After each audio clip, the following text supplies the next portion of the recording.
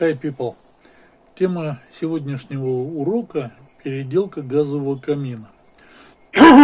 Кто пользуется этим приспособлением давно, тот знает, какие бывают с ним проблемы.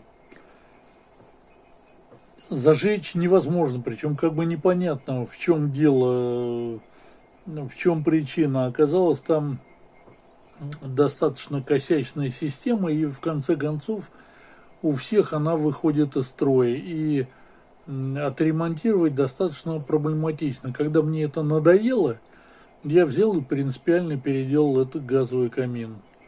Сейчас покажу, что я сделал.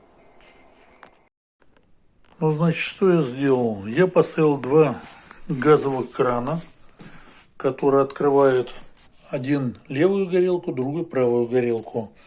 Когда я открываю кран на самом баллоне, газ идет непосредственно на запальник. Вот я сейчас открыл запальник. Куда-то дели мою зажигалку, такую длинную. Вот запальник горит.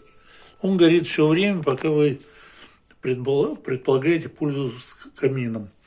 Теперь я открываю один кран.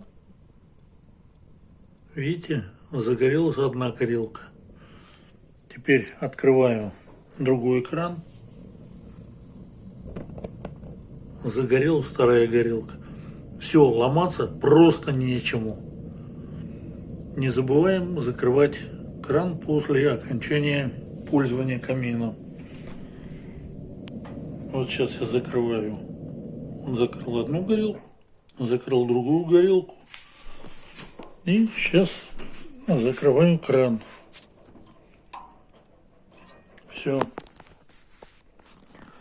Кому понравилось, ставит лайки. Кому не понравилось, ставит дизлайки.